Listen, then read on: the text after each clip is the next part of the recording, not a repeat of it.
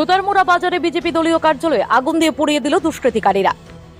চরিলাম বিধানসভার সুতারমুড়া BJP party office আগুন দিয়ে পুড়িয়ে দিল দুষ্কৃতিকারীরা। শুক্রবার গভীর রাতে অগ্নিসংযোগ। ঘটনার খবর পেয়ে ছুটে আসে বিশালগড় অগ্নি নির্বাপক দপ্তরের একটি ইঞ্জিন।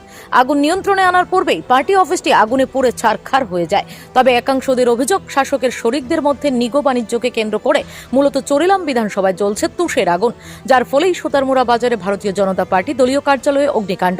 বিশ্রামগঞ্জ থানার পুলিশ খবর পেয়ে রাতে ঘটনাস্থলে ছুটে আসে এবং অগ্নিকাণ্ডের ঘটনা তদন্ত শুরু করেন। তবে বর্তমানে দলীয় বিষয় অগ্নিকাণ্ড ঘটেছে, সেটা কোনো রকম ভাবে সারাই করলে নতুন রূপ পাবে, কিন্তু নিগো বাণিজ্যকে কেন্দ্র করে চরিলাম বিধানসভায় শাসক এবং শরিকের মধ্যে যে ধুলুমার কাণ্ড চলছে, যে কোনো মুহূর্তে হতে পারে ভয়ঙ্কর ঘটনা। Bureau report, Gomti express.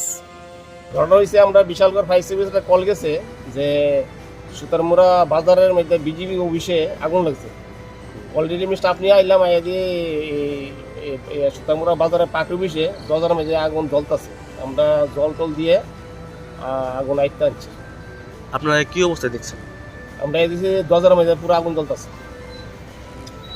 পুলিশের খবর দেওয়া হয়েছিল? পুলিশের খবর দেওয়া হয়েছে, পুলিশ আইতে আছে, দিচ্ছে আয় করছে পুলিশ।